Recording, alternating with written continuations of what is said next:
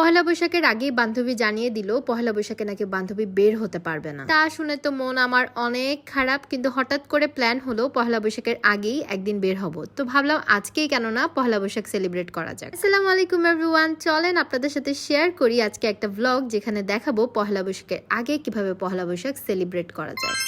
প্রথমেই বলে রাখি এটা কিন্তু আমার পহেলা বৈশাখের আগের দিনের ভিডিও। বাই দ্য ওয়ে, এবার কিন্তু আমার শাড়ি পরার কোনো প্ল্যান ছিল না। যেহেতু আমি এবার পহেলা বৈশাখে ড্রেস পরবো, তাই ভাবলাম এর আগের দিন যেহেতু বের হচ্ছি তাই একটা শাড়িই পরা যাক। আর শাড়িটা কিন্তু আমার শাশুড়ি মায়ের। আর এই কানের দুলগুলো এগুলো কিন্তু এক প্রকার এন্টিক পিস বললেই চলে। এগুলো অনেক আগের, মনে হয় আমার কলেজে থাকতে তখন কিনেছি। আয়াতকে স্কুল থেকে এনে গোসল করিয়ে খাইয়ে দাইয়ে তাড়াহুড়ো করে শাড়িটা পরে রেডি হলাম। সময় একদম কম, আশিক ভাই বলে দিয়েছে খুবই তাড়াতাড়ি বের হতে হবে, মানে 2:30টার মধ্যে বের হতে হবে। আয়াতের স্কুল শেষ হয়েছে 1:30টায়, তো আমার হাতে একদমই সময় কম ছিল, তাই তাড়াহুড়া করে রেডি হচ্ছিলাম। আজকে কিন্তু কোনো ধরনের ফাউন্ডেশন দেইনি, আজকে পুরো বেসটা কিন্তু পন্সের বিবি ক্রিম দিয়েই করেছি। আর আমার আজকের চুলের এত সুন্দর কার্লগুলো কিন্তু হিটলেস। গতদিন রাতে আমি 2টা টাইট বেনি করে শুয়েছিলাম, আর ওই বেনিগুলো খোলার পরে এই সুন্দর কার্লটা হয়েছে। মধ্যে বান্ধবীও চলে আসে আর এসে বললো আমার হাত 2টা নাকি খালি খালি লাগছে, তাই গোলাপি কালার 2টা চুড়ি পরে নিলাম। এন্ড হিয়ার ইজ মাই বান্ধবী, মিট মাই বান্ধবী জবা, এন্ড আই জাস্ট লাভ হার। আগে তো আমরা শুধু 5 জন ঘোরাঘুরি করতাম, কিন্তু এখন কিন্তু আমাদের দলের রসগোল্লাও যোগ হয়ে গিয়েছে।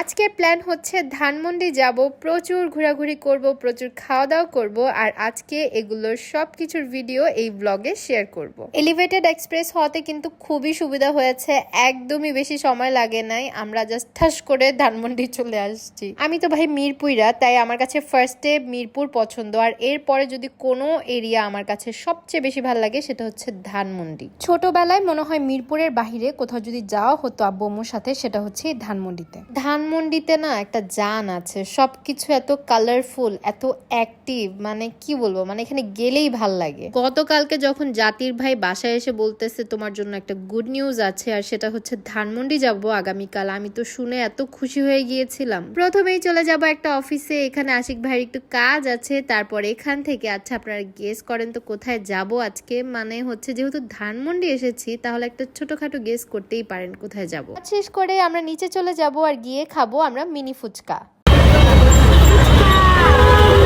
এত পরিমাণ এক্সাইটেড ছিলাম এই ফুচকাটা নিয়ে, বাট খাওয়ার পর যে ভাই কি পরিমাণে ডিসঅ্যাপয়েন্টেড হয়েছিলাম। সেই ডিসঅ্যাপয়েন্টমেন্ট দূর করতে গিয়ে আমি আর আয়াত নিয়েছিলাম চামিচির বোবা ড্রিঙ্ক। ভাই খেয়ে আমাদের আত্মা মানে মন সব শান্তি হয়ে গিয়েছিল। বাই দ্য ওয়ে, আপনারা কি গেস করতে পেরেছেন আমরা আজকে কই যাব? আচ্ছা থাক, আমি বলে দিই, আমরা আজকে রবীন্দ্র সরোবর যাচ্ছি। সুন্দর মতো 2টা রিক্সা নিয়ে বাতাস খেতে খেতে আমরা চলে গিয়েছি রবীন্দ্র সরোবরে। এখানে তো এসে দেখি পহেলা বৈশাখ চলে এসেছে, মানে পুরাই পহেলা বৈশাখ ভাইব এখানে। আমি অ্যাকচুয়ালি সবাইকে ইনসিস্ট করছিলাম যে চলো এখানে যাই, এখানে গেলে ঘোরাঘুরি হবে, মজা হবে, আর হচ্ছে এখানে লুচি আর চাপ খাবো। পহেলা বৈশাখের আগের দিন, মানে এই দিন কিন্তু বেসিক্যালি চৈত্র সংক্রান্তি ছিল।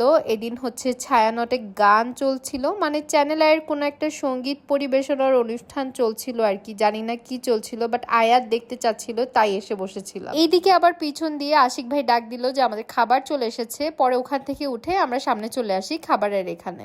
ওই দিন না আমি সবাইকে সাজেস্ট করেছিলাম লুচি আর চাপ খাবো, বাট কি বলবো, মানে এটা খেয়ে আমি একদমই হতাশ। কি বলবো, ডিসঅ্যাপয়েন্টমেন্টের চেয়ে বেশি আমার লজ্জা লাগছিল। আমি মানে আশিক ভাই আর জবাকে খুব বড় মুখ করে নিয়ে গিয়েছিলাম যে না এখানে খাবার খুব মজা, বাট খাওয়ার পরে আমার খুবই লজ্জা লাগছিল যে আমি কি সাজেস্ট করলাম। খাবারের মান একদমই আর আগের মতো নেই, আর আগের চেয়ে প্রাইস এখন অনেক বেশি। খাবার শেষে চাটা অর্ডার করেছিলাম, এটা মোটামুটি ভালোই ছিল।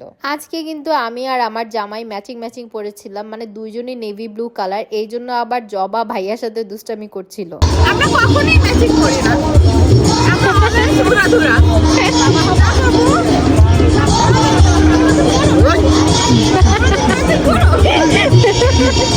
খাওয়া দাওয়া শেষ করে এরপর আমরা যাচ্ছিলাম আয়াতের জন্য চুড়ি কিনতে। ওই যে ভিডিওর শুরুতে যে বলেছিলাম ধানমন্ডিতে না আসলে একটা লাইফ আছে, কালার্স আছে, আর এই যে দেখেন ধানমন্ডির কালার্স গুলো এত সুন্দর, প্রত্যেকটা জায়গা মনে হচ্ছিল প্রাণবন্ত।